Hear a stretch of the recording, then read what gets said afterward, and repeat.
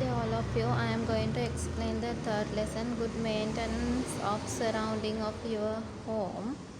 I have given this note for you. You have written this note on your writing book. Now take out your writing book and listen to me. හැමෝම මේ note එක ලියාගෙන තියෙනවා writing book එකේ. මේ note එක පෙරලාගෙන පාඩමට හොම්කන් දෙන්න. First we have to learn problems of water shortage and methods of conservation. Problems of water shortage.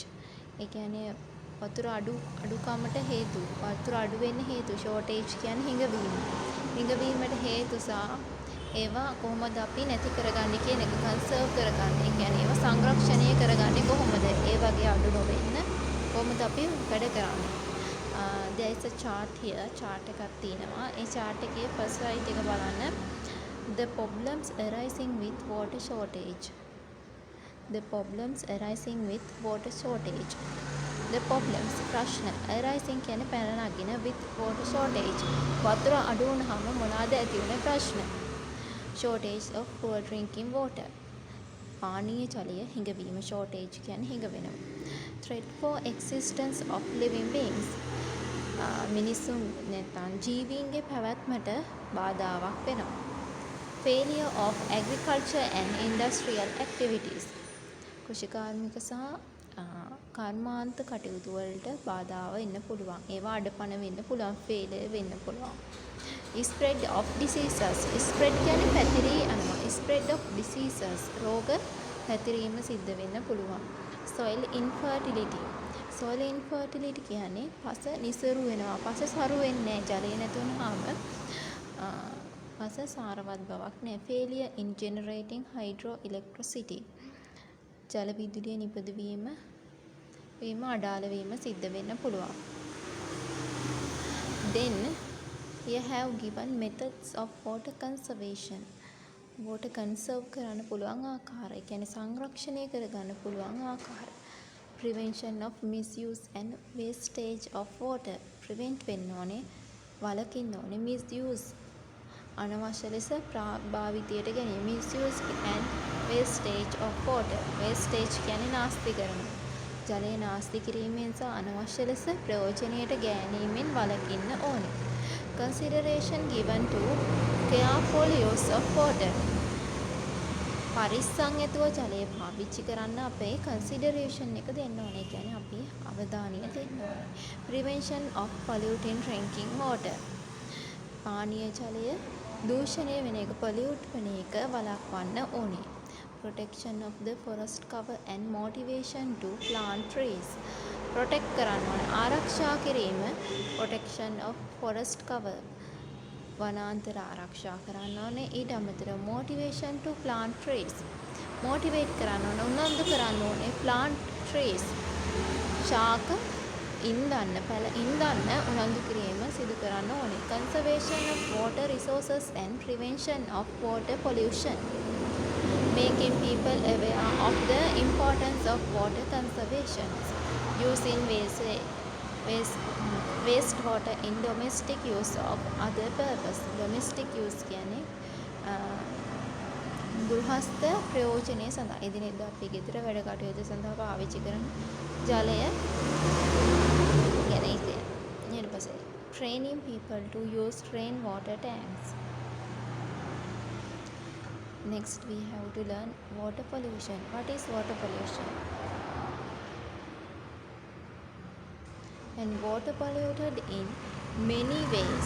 water pollute වෙන්න පුළුවන්. ඒ කියන්නේ ජලය දූෂණය වෙන්න පුළුවන්. ඒ කියන්නේ අපිට භාවිතයට නුසුසු තත්ත්වයට පත් වීම තමයි මේ water pollution කියන්නේ.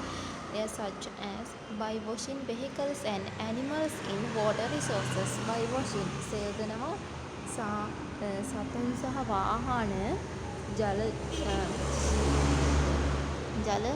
resources ජල ප්‍රභව වල සේවීම. ඒ කියන්නේ වැව් ගංගා මුහුදවල් වගේ දේවල් වල සතුන්ව වාහන සෝදනකොට ඒ ජලය අපිරිසිදු වීම සිද්ධ වෙනවා.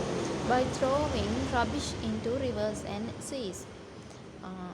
කුණු වීසි කිරීම සිද්ධ කරනවා ගංගා වලට සහ මුහුදවල් වලට. එතකොට ඒ ජලය අපිරිසිදු වීම සිද්ධ වෙනවා. pollute වෙනවා. by leaking oils to the seas and rivers.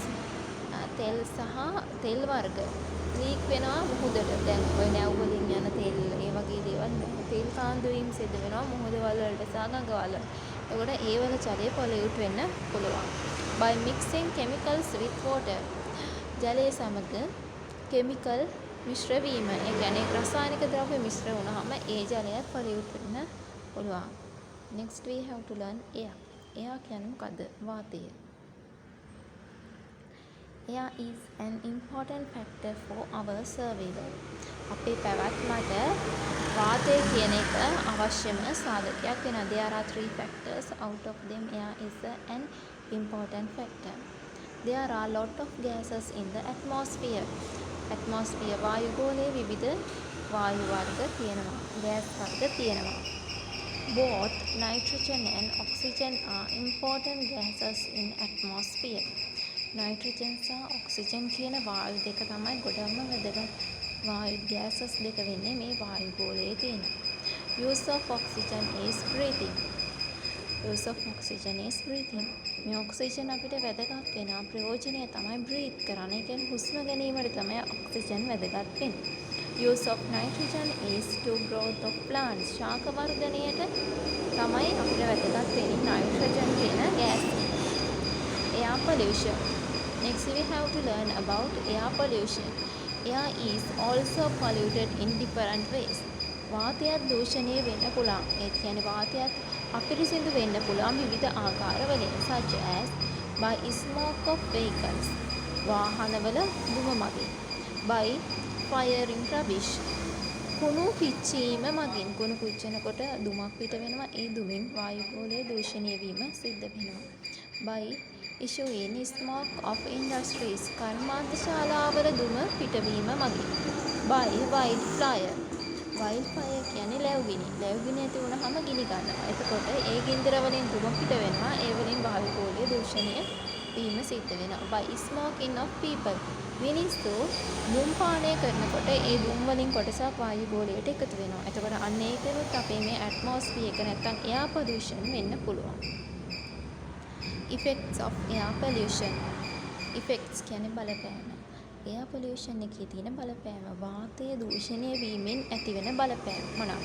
There are 2 main harmful effects due to air pollution. 2 main harmful effects.